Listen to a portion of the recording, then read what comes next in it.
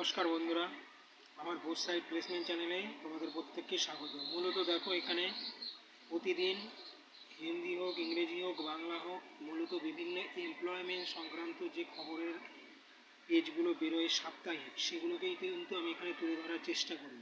সেটা কর্মসংস্থান, কর্মক্ষেত্র, এমপ্লয়মেন্ট নিউজ বা অন্য আদার্স যে কোনো পেপার হতে পারে। শুধুমাত্র সেটা চাকরি সংক্রান্ত খবর হলে এই চ্যানেলে কিন্তু উঠবে। মূলত দেখো, এখানে যে বিষয়টা আমি তোমাদের সঙ্গে শেয়ার করছি,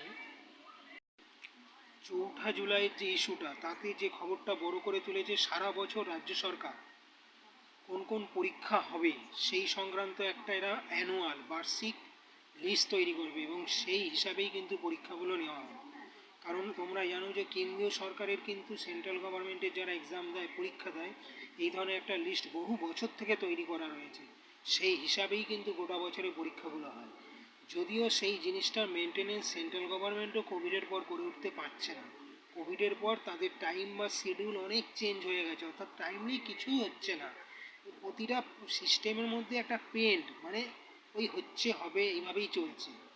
এখন নতুন রাজ্য সরকার বিজেপি গভর্নমেন্টের, তারা বলছে করবে, এখন বাস্তবে কতটুকু কি করবে দেখা যাক, ওয়েট করতে হবে। কি বলছে, ডাব্লিউবিসিএস, মিসলেনিয়াস এবং আইডিও, এই তিনটে পরীক্ষাতেই ইন্টারভিউ থাকবে, বাদ বাকি অন্য পরীক্ষায় ইন্টারভিউ তুলে দেবে। কারণ সেই ধরনের ক্লারিক্যাল, অর্থাৎ গ্রুপ সি বা ডি পোস্ট যেগুলো হেল্পার হিসাবে চলে, সেই সব জায়গায় ইন্টারভিউর প্রয়োজন নেই বলেই রাজ্য সরকার মনে করছে। পাশাপাশি রেলে 6557 টেকনিশিয়ান, এই ধরনের একটা অ্যাডও অলরেডি বেরিয়েছে।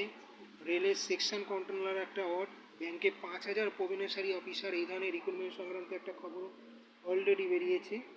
এবং নেভিতে 260 অফিসার, এই ধরনের রিক্রুটমেন্টের একটা খবরও বেরিয়েছে। এবং 113 জন এমটিএস বা ক্লাব, অর্থাৎ মাল্টিটাস্কিং স্টাফ হিসাবে যে রিক্রুটমেন্ট হয় সেইগুলো। তোমরা চ্যানেলটা দেখো, লাইক করো, শেয়ার করো, সাবস্ক্রাইব করো এবং মতামত জানাও। ধন্যবাদ সবাইকে।